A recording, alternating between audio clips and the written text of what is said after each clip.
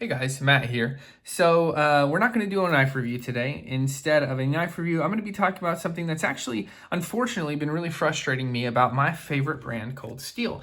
No, it doesn't really have anything to do with a GSM takeover. I think everything's going to be fine with that. And it actually doesn't have to do with the fact that Cold Steel Secure X sheaths dull the blades. They are made of glass-filled nylon, which will dull blades over time.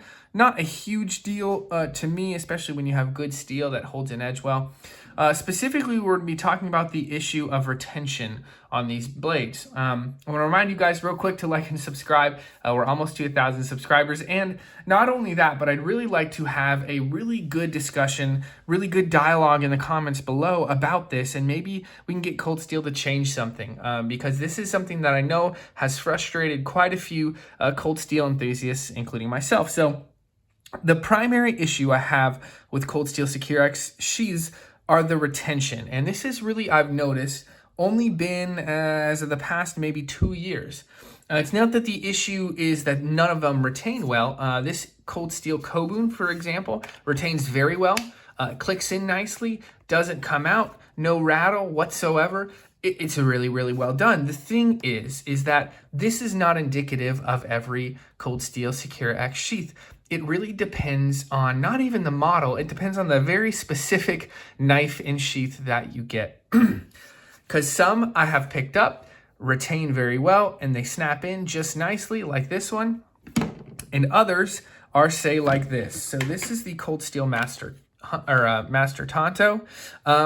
This right here, so as you can see, sometimes it catches right there, and also you can press it in and it's not coming out, but it's almost impossible to get out, and there's no snap. So you have to kind of gauge where and how hard you want to put it in. It just doesn't snap in satisfactorily. Satisfactorily? That's not a word. Oh, well, we're going to use it anyway. Additionally, I've had other Master Tantos that snap in just fine. They snap in great. They retain well. No wobble whatsoever. There's just a big inconsistency. This Cold Steel Outdoorsman, so it uses actually the same sheath, as you can see, as this. Got a little mod on there, but same sheath as this Master Tanto. When I put this in here, it snaps relatively well. There's some wiggle, and it's okay. And it's not, this is what I call satisfactory, I guess you could say. Guys, this is a $120 knife on a good deal. They go from between, 150 to 200 some places. Having a knife sheath be kind of okay for a blade that's over $100, I kind of find unacceptable personally.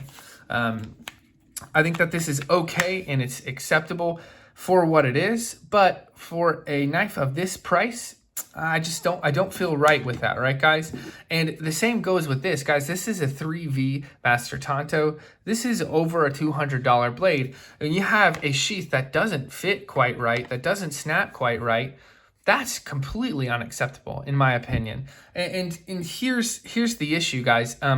It's not always an issue, and that's what's so frustrating, is like with this, it's perfect. And the funny thing is, this is a $35 knife, right? $40 knife, which it snaps in great, and it holds it very, very well. There's so much inconsistency on how these sheaths fit, and that's a huge issue. And guys, the reason I wanted to make this video was I received this in the mail today. This is another Cold Steel Magnum Tanto 12 in 3V. For those of you guys know Cold Steel, this is not a cheap blade. This is not a cheap blade at all. On Amazon, they're like $230 now, but most places they go upwards of $300. This is a huge chunk of 3V steel. Look at how this fits, guys. It won't even go in. I am pressing with all my might. And the reason I'm not pressing harder is because I probably spent the better part of, gosh, you can see how hard I had to press that to get that open. I've probably spent the better part of 20 minutes trying to pull this thing out when I tried to press it all the way in. And when I pull it out, let's see if we can see it. We might not be able to see it on this one. But there were bits of the plastic from here on the blade. Clearly, this is just not fitted well, and this is not, it's not designed well. Guys, a $300 knife Come on, that's just not acceptable. That is completely unacceptable, you know, in my opinion. And here's the thing, guys. I'm not going to stop buying Cold Steel knives because they make some of the coolest, most compelling knives out there.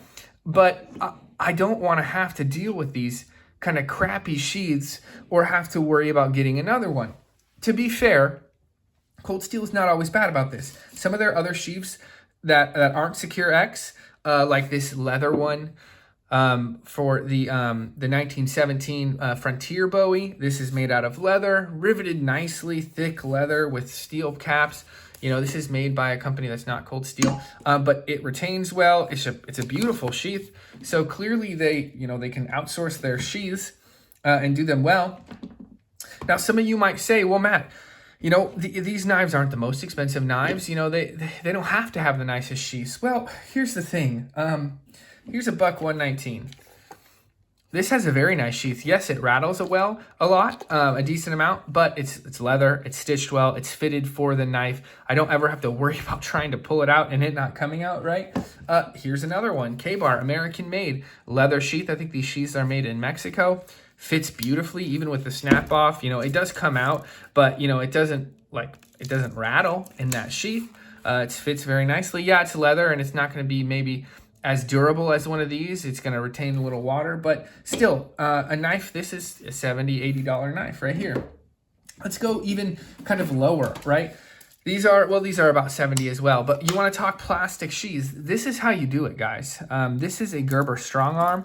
This is awesome retention, can go in either way, snaps beautifully.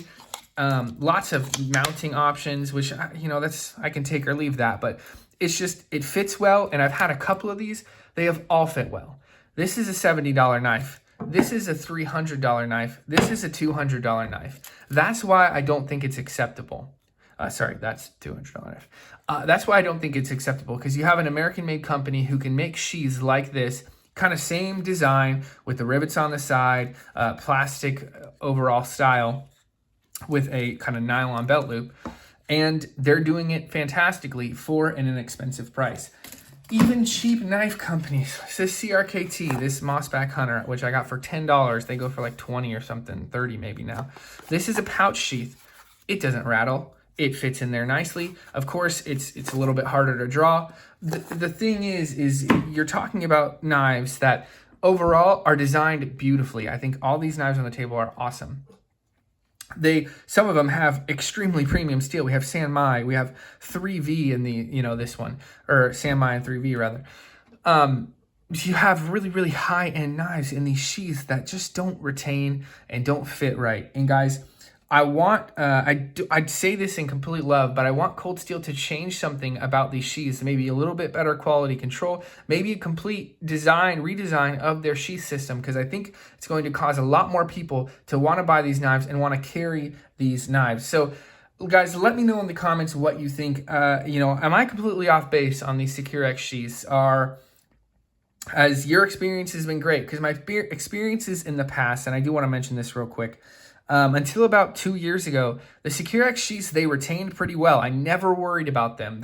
Every single one that came, you know, it fit, it snapped, it was great. And so I don't know what's been going on lately. If they were able to get back to a very consistent fit on their Secure X sheaths, I think I would be much more okay with the design and even the issue of it dulling the blade. But guys, let me know in the comments. Am I completely off base? Are you guys having this issue too? Because I really would like to know. Okay, that's all I have to say on this one. Cold Steel, I love you guys. You're still my favorite company, but please maybe look into your sheath systems. What can we do better with these sheets? All right, I will see you in the next video, guys.